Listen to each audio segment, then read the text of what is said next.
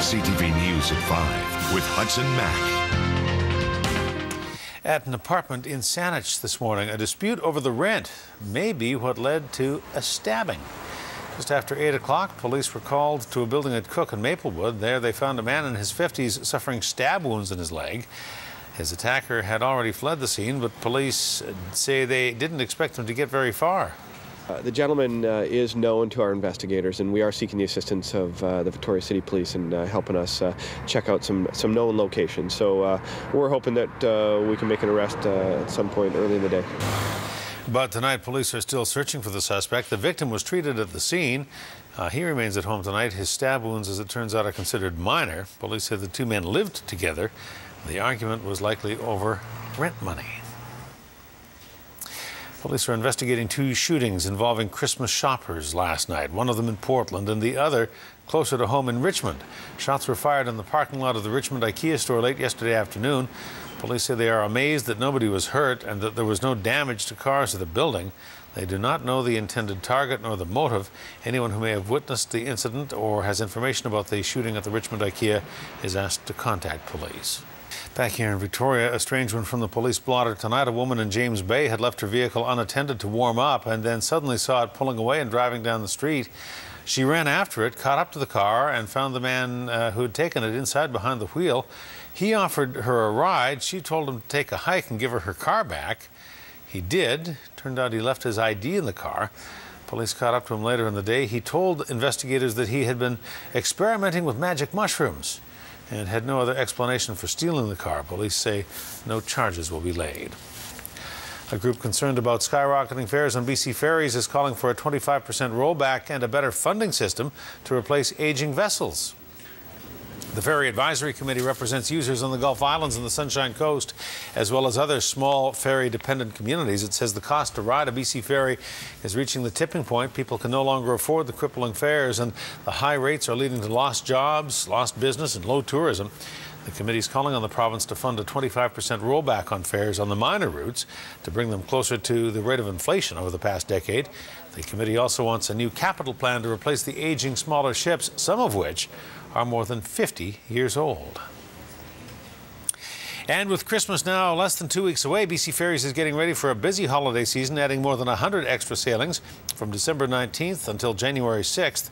There will be 86 additional trips between Tsawwassen and Swartz Bay, 36 more from Horseshoe Bay to Departure Bay. BC Ferries expects the busiest days for travel will be on Boxing Day, the 26th, and again on the 27th. To reserve a spot or to check the up-to-date schedules and conditions, go to bcferries.com. Members of CFP Esquimalt were honored in Ottawa today with the Order of Military Merit.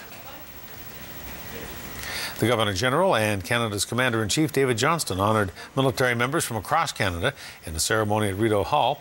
Among them are officers from CFP Esquimalt, Shane Holwell and Linda Parrish. This is the 40th year of the Order of Military Merit, which recognizes exceptional service by members of the Canadian Forces. Canada, the U.S., South Korea and other nations around the world are condemning North Korea, which has defied international warnings and launched a long-range rocket. A Japanese broadcaster says it captured the launch yesterday from cameras inside China. And even China, which is North Korea's closest ally, says it regrets Pyongyang's actions. Many governments say the launch is simply a cover for a ballistic missile test. Honda is recalling more than 800,000 vehicles. You may have one in your driveway. The recall involves the Honda Odyssey minivans and the Pilot SUVs produced from 2003 to 2004 and the Acura MDX SUV produced between 2003 and 2006. Honda says the system that keeps the key from being removed unless the vehicle is in park can wear out. Well, check your Twitter. Pope Benedict has sent his first tweet, a blessing to his more than 1 million followers on Twitter.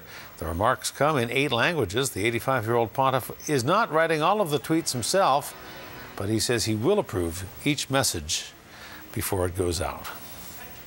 Well, the Mustard Seed is working to feed people in Greater Victoria over the holiday season, and it is hoping that you can help with a final push.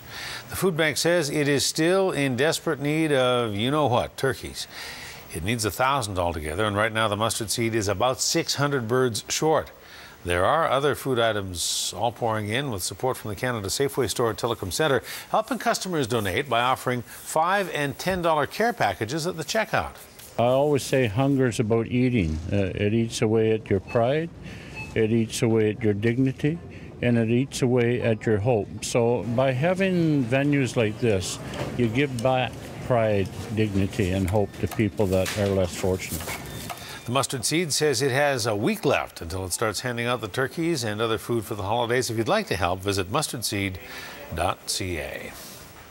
Well, there's more affordable housing in Greater Victoria tonight. Community Partners officially opened a new 52-unit residential building today for families living with low to modest incomes.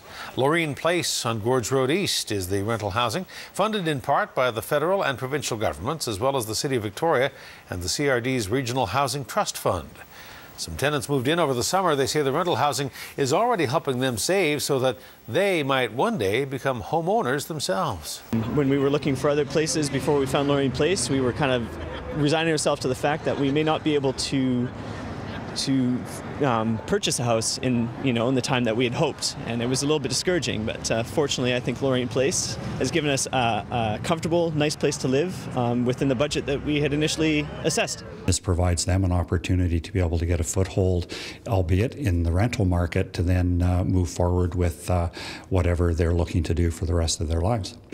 A one-bedroom unit rents for $800. Two-bedroom units range from $875 to $1,300.